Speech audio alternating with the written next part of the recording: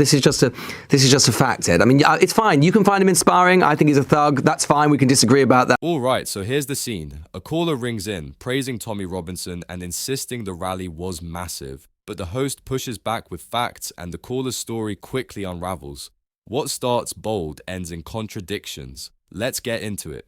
Let's first talk to Ed, who I think is in Hounslow, who I think was at the rally yesterday. Ed, good morning. What was it like? Why did you go? Good morning. Yes, it was great yesterday. I always go to these things, so that's why I went. And you couldn't move. I eventually got up to the stage. That was some hours after my arrival, and I arrived at before noon. And the number of people there that's been estimated, I think, is grossly underestimated, because you couldn't move through Whitehall, you couldn't move through Parliament Square and the surrounding areas. Just if you got there, you couldn't move at all. Well, I eventually did, but I met up with Piers Corbyn there at the the square, Parliament Square.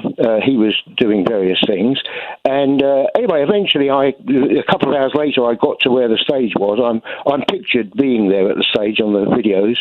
And, it was fantastic. Elon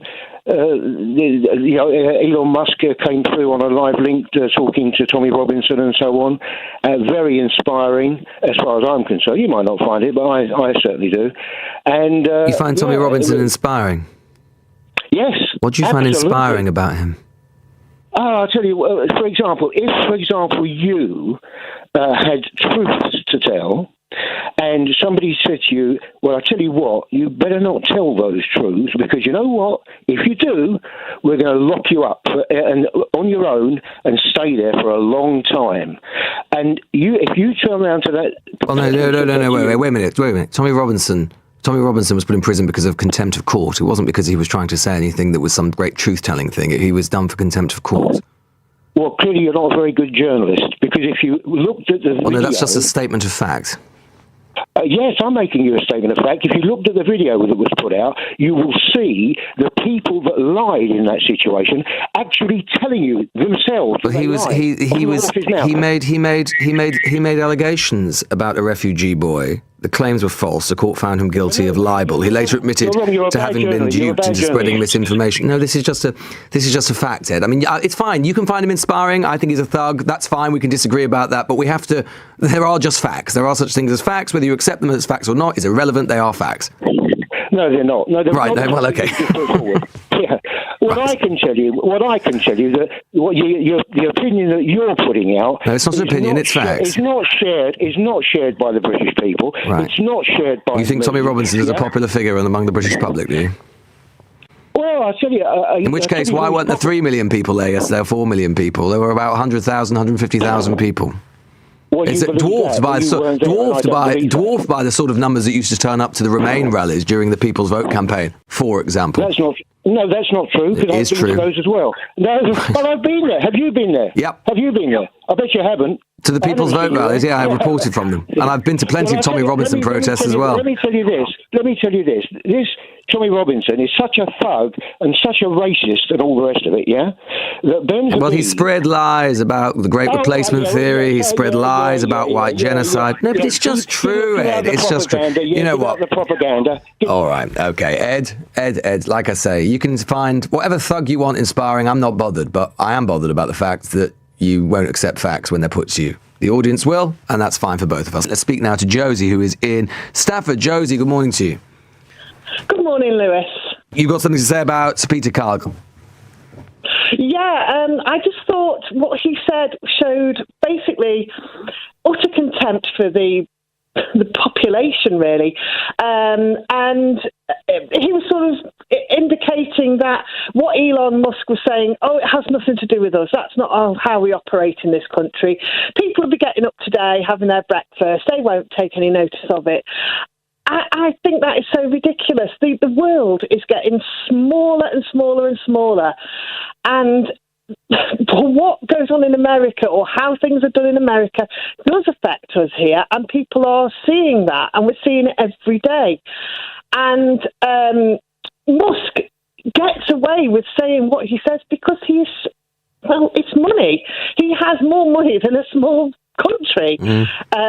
And he gets away with everything. And he owns a platform that is toxic. I mean, I used to be on Twitter, but I deleted my account. I won't have anything to I'm sure you're happier for it, Josie. Wish I could. Particularly after this week, Jesus. Yeah, and I just think it shows, and to be honest, that contempt for the British population, I think it goes right to the top, because you've got Labour at the moment, all Starmer is doing is legitimising Farage, all his rhetoric he's spouting, where he's exploiting people's issues and not helping people. And so this is just ignoring it. You can look at these people flag waving and call them idiots or whatever you want to call them, but it's how people are feeling. And there's no alternatives. The conversations are so at primary school level almost.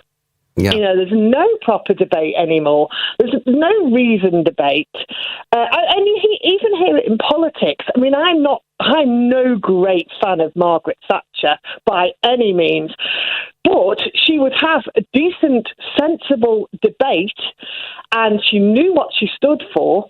Stormer hasn't got a clue. He's got no ideology, and this is why he's just floating in the wind and trying to just do what he thinks people want him to do. But that's not showing people an alternative. It's like the question of immigration. I mean, I'm not even going to go into it. The issues of that are so far-reaching, but the debate on it is just so narrow. It's got a lot more to do with whether they're housed in hotels or not. Josie, I completely agree with everything you just said, and that's probably a good reason to end the call. Morning, Lewis. So, as my introduction, I'm going to set out by saying that what we're seeing in the UK is a reflection of what's happened in the US, which has been predicated by Nigel Farage and Tommy Robinson, which is essentially that they're copying Donald Trump's tactic, which I don't call, but it's a theory. It's stochastic terrorism. To explain that to people that don't know, essentially it's influential figures demonizing individual groups, and they do this by inseminating a lot of ideas throughout mass media, through campaigns, through promotion.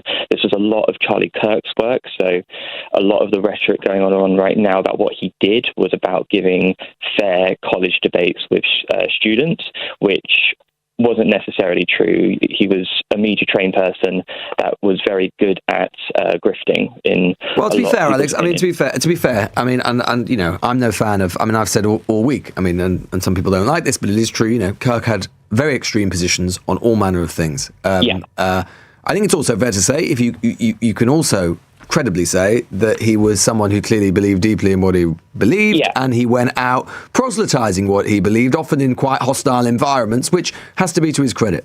Sure. I mean, you can make that argument. However, a lot of his views are being obscured because... I would agree with that, but he has just died. So I suppose in a way it's a difficult thing in terms of taste. Even if he has just died, we do have to bear in mind that he did cause a lot of harm to people when he was using political sway to push policies through, because he was a white supremacist, he was a neo-Nazi, he absolutely did. A lot of his... He compared I'm not sure he was a neo-Nazi. I'm not sure he was a white supremacist. Lower intelligence and using them as DEIs. He compared them prowling the night hunting for white people. He had very. Just if I could just explain, because these things are not being announced. He spoke about whipping people over the Mexican border and even using lethal force. He called trans people an abomination of God. Alex, no one, I think in the British media, I don't think there have been many people more than me who have been reasonably strident this week in making the point that some of his views were extreme. And I don't think we should be afraid of saying that. As I say, I think it's also true. It's a slightly delicate balance because, of course, he has just been killed in horrendous circumstances and he's got a family and all of those sorts of things. So it's a difficult balance in terms of taste, but you've put the point, Alex, in Bournemouth there. And that's where it ends. The caller tied in knots, the host steady with the facts. Awkward, sharp, and a bit revealing. If you enjoyed this one, hit like, subscribe, and drop a comment below.